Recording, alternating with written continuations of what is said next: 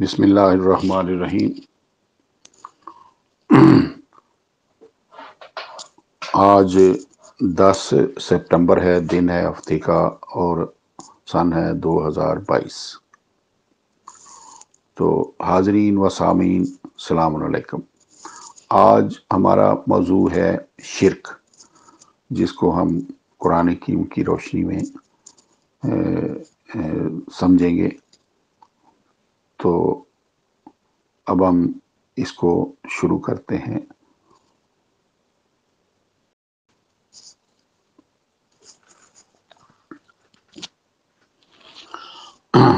آج کا ہمارا موضوع ہے شرک۔ تو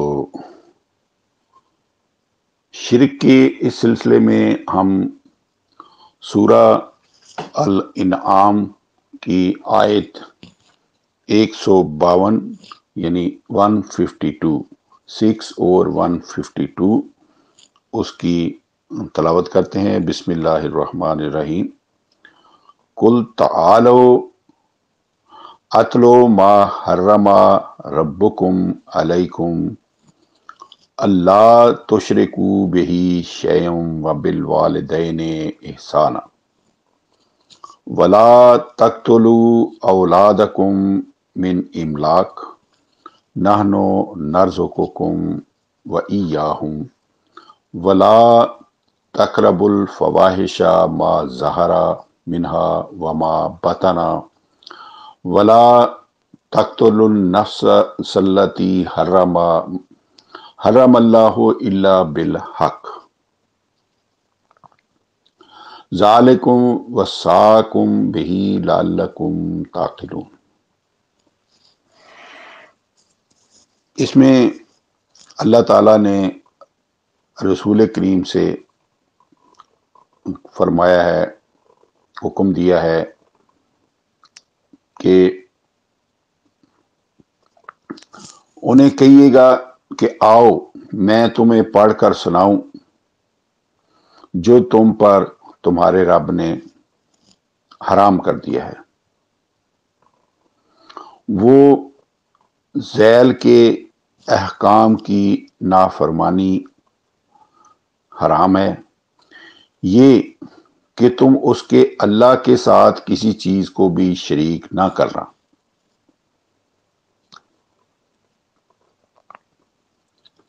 یہ نمبر 1 ہے۔ اور اپنے والدین کے ساتھ حسن سلوک کرنا نمبر 2 ہے۔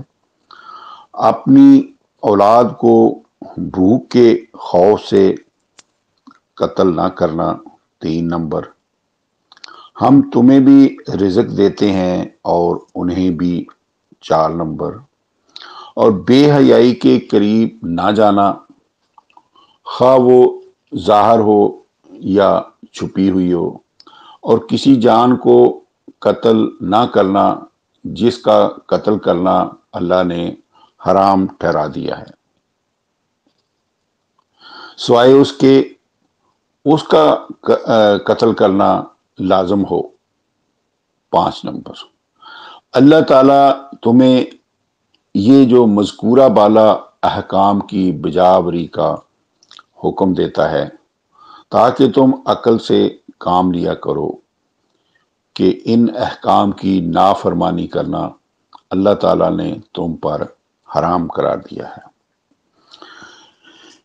اس میں جو پہلا حکم اللہ تعالیٰ نے دیا ہے کہ اللہ تشرکوا بہ شیئا،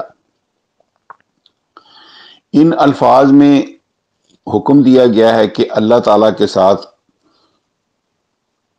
کسی بھی چیز کو شریک نہ ٹھہرانا۔ اب شرک کی 3 قسمیں ہیں۔ شرک فی الذات، شرک فی الصفات اور شرک فی الحکم۔ شرک فی الذات کی تعریف یہ ہے کہ اللہ تعالیٰ کے ساتھ کسی اور اللہ کا وجود تسلیم کرنا۔ اور شرک فی الصفات یہ ہے کہ ازلی ابدی عالم الغیب، حاضر و ناظر، مرادے دینے والے، دستگیر، مشکل کشا وغیرہ کی جو صفات صرف اللہ تعالیٰ کے لیے مخصوص ہیں، غیر اللہ کو ان صفات کا حامل ٹھہرانا۔ اور شرک فی الحکم یہ ہے کہ اللہ تعالیٰ کے حکم نامہ قرآن کریم کے ساتھ کسی اور کتاب کو اس کی مانند واجب الاتباع قرار دینا۔ اللہ تشرکو بہی شیئا، اس میں شرک کی ان 3 اقسام سے منع کیا گیا ہے۔ نمبر پہلی ہے شرک فی الذات۔ نہایت افسوس کے ساتھ یہ عرض کیا جاتا ہے کہ اہل اسلام میں تینوں چیزیں موجود ہیں۔ شرک فی الذات کے ضمن میں تصوف کی انتہائی اعلیٰ اور آخری منزل تسلیم کی گئی ہے۔ ہمہ اوست یعنی کائنات کی ہر چیز اللہ ہے، حالانکہ ارشاد باری جو ہے وہ اس نے فرمایا ہے کہ لیسا کمثلہ شیء 42/11، یعنی کائنات کی کوئی چیز بھی اللہ کی مثل نہیں۔ قرآن کریم تو اللہ تعالیٰ کے لیے تثلیث کا انکاری ہے، لیکن ادھر ہر چیز کو خود اللہ تعالیٰ اللہ بتایا جاتا ہے۔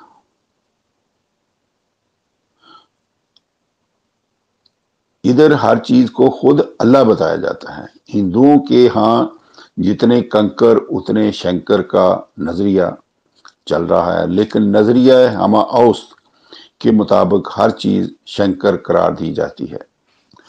شرک فی الصفات، ازلی ابدی صرف اور صرف اللہ تعالیٰ کی صفت مخصوصہ ہے، لیکن یہاں روح کو غیر فانی مانا جاتا ہے۔ حاضر و ناظر اور ہر فرد و بشر کے ساتھ ہر جگہ موجود صرف اللہ تعالیٰ ہے۔ وَهُوَ مَعَكُمْ أَيْنَمَا كُنْتُمْ 57/4۔ اے نو انسانی، تم جہاں کہیں بھی ہو، وہ اللہ ہر جگہ تمہارے ساتھ ہے۔ لیکن یہاں شیطانوں کو اللہ تعالیٰ کی طرح ہر جگہ حاضر و ناظر اور ہر فرد کے ساتھ ہر جگہ ہر وقت موجود مانا جاتا ہے۔ اس طرح سے حاجت روا اور مشکل کشا صرف اور صرف اللہ تعالیٰ کی ذات ہے، لیکن یہاں اللہ کے زندہ بندوں کو جو خود اللہ تعالیٰ کے محتاج ہیں، اور متوفی بزرگوں کو جو زندگی بھر اللہ کے محتاج رہے، مرادے دینے اور مشکلیں حل کرنے والا ٹھہرایا گیا ہے۔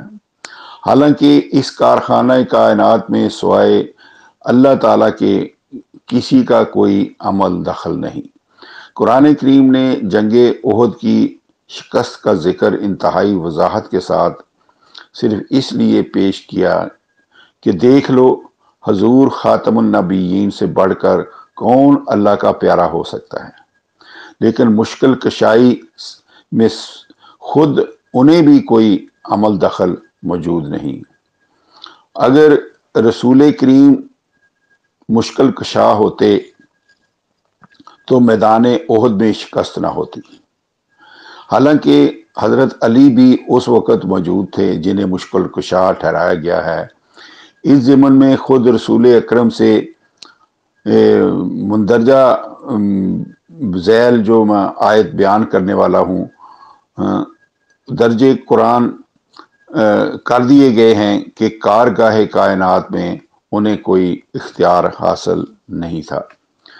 قُل لَا أَمْلِكُ لِنَفْسِي نَفْعًا وَلَا ضَرًّا إِلَّا مَا شَاءَ اللَّهُ 7/188۔ اے رسول اعلان کر دیجئے گا کہ میں اپنی جان کے لیے بھی کسی نفع اور ضرر کا مالک نہیں، سوائے اس کے کہ مجھے بھی نفع اور ضرر اللہ تعالیٰ کے قانون مشیت کے مطابق ہی پہنچتا ہے۔ कुल ला अमलिकु लिनफ्सी ज़र्रन वला नफ़न इल्ला मा शा अल्लाह 10/49। ये इसका तर्जुमा बिल्कुल 7/188 के मुताबिक है। कुल इन्नी ला अमलिकु लकुम ज़र्रन वला रशदा 72/21। रसूल ऐलान कर दीजिएगा कि बिलाशुबा मैं तुम्हारे लिए भी किसी नुकसान और फायदे का मालिक नहीं हूं। ये यानी इन आयात करीमात के मुताबिक किसी बड़े से बड़े नेकोकार और इंतहाई तकवाशार फर्द के मुतल्लिक भी ये तसव्वुर करना गलत है कि उसे मुरादे देने वाला और मुश्किल कुशा, हाजत रवा, दस्तगीर करार दिया जा सके। अब दूसरा नंबर है शिरक का शिरक फिल हुक्म। तो शिरक फिल हुक्म के मुतल्लिक कुरान करीम का या ऐलान आम है वला युशरिको फी हुक्म ही आहदा 18/26। अल्लाह ताला अपने हुक्म में किसी एक को भी शरीक नहीं करता। इनिल हुक्मो इल्ला लिल्लाह 6/57 12/40। अल्लाह के सिवा किसी का हुक्म है ही नहीं, लेकिन इसके खिलाफ खुले बंदों हुक्म चल रहा है कि ये हुक्म अल्लाह का है और ये रसूल का है, ये हुक्म अल्लाह का है और ये हुक्म हदीस का है, ये हुक्म कुरान का है और ये हुक्म फिका का है, ये हुक्म कुरान का है और ये हुक्म पीरान तरीकत का है। चुनांचे कुरान करीम तो अल्लाह ताला का अकलौता हुक्मनामा है और उसकी एक अकलौती किताब है जो उसके मुकद्दस रसूल के जरिए अक़वाम आलम की तरफ नाज़िल की गई थी। लेकिन उसके हुक्म में रवायतों की हज़ारों किताबें और फ़िक़्ह की सैकड़ों किताबें और लाखों किताबें, तसव्वुफ़ और मुतवफ़ी बुज़ुर्गों के मलफूज़ात की शरीक कर ली गई हैं। काश कि कुरान करीम के इस हुक्म वला युशरिको फ़ी हुक्म ही आहदा 18/26 पर गौर किया जाए। तो इससे आगे वाला जो अल्लाह ताला का हुक्म है कि वबिल वालिदैन इहसानन का हुक्म दिया गया है, हकीकत ये है कि अल्लाह ताला पैदा करने वाला है और माँ बाप जो है ज़रिया पैदाइशें। कोई फ़र्द बशर वालदैन के बगैर आलम वजूद में नहीं आ सकता। नीज़ हर शख्स का खालिक अल्लाह भी है और बाप भी एक है और माँ भी एक है। जिस तरह ना अल्लाह दो हो सकते हैं, उसी तरह ना किसी फर्द बशर के बाप दो हो सकते हैं और ना ही माएँ दो हो सकती हैं। फिर इसी आयत में अल्लाह ताला ने फरमाया है कि ला तक़्तुलू औलादकुम मिन इमलाक। कुरान करीम का असलूब बयान ये है कि अल्फाज के हकीकी इस्तेमाल के साथ ही उनके मजाजी भी इस्तेमाल करता है। तो 6/138 या 6/141 में कत्ल औलाद का बतौर मजाज जिक्र आया है कि पीरों के मरीद औलाद के मुंह से छीन कर और उनके पेट का टुकड़ा अल्लाह ताला की अदा करदा नेमतें पीरों की नज़र करके कत्ल औलाद करते हैं।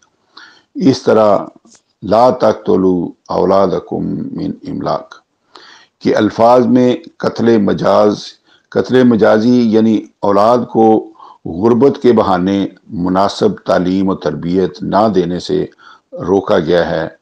जिस बच्चे की सही तरबियत ना करके उसे शरीफ शहरी ना बनाया जाए तो वो बड़ा होकर या तो बोझ उठाने का पेशा इख्तियार करेगा या भिख मांगाया यानी भीख मांगना शुरू कर देगा, जेब तराश बन जाएगा, हर घड़ी कत्ल होता रहेगा। अमूमन ऐसे बच्चे गरीबों के होते हैं जिनके वालिदैन गुर्बत के बहाने बच्चों की मुनासिब तरबियत नहीं करते।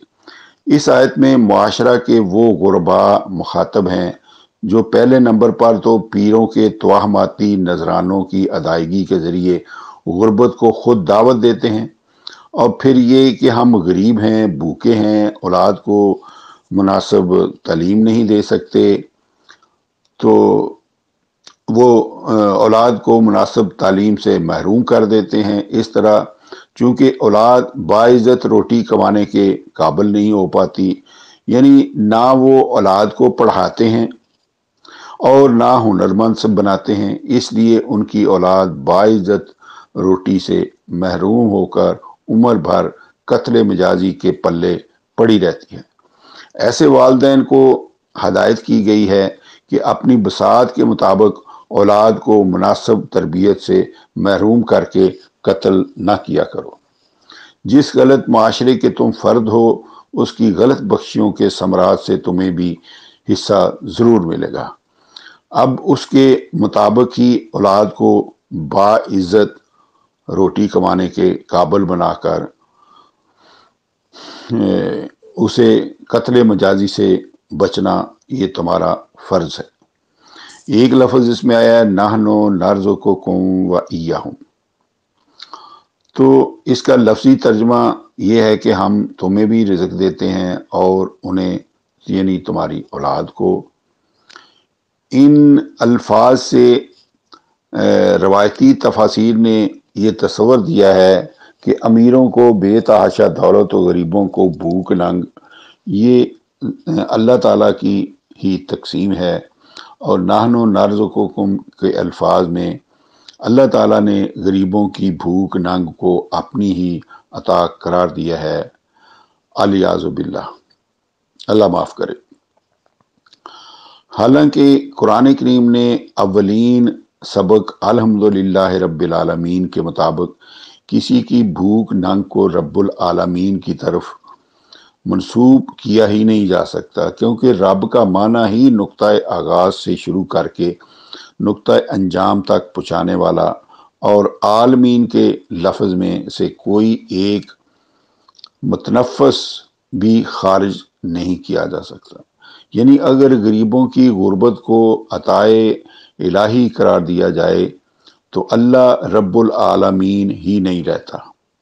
रिज़्क के सिलसिले में अल्लाह ताला जो खुदाबंद आलम ने तकसीम कार करके हल चलाना, बीज डालना, पानी देना इंसान का हिस्सा करार दिया है, और बीजों के एटमों को फोड़कर इन अंगूरी निकालना, या उसमें जो शूट निकलती है उन्हें सलाने, बढ़ाने, उन्हें पौधे बनाने और पौधों को समरबार करके पकाने का सारा काम आपने जिम्मा लिया है।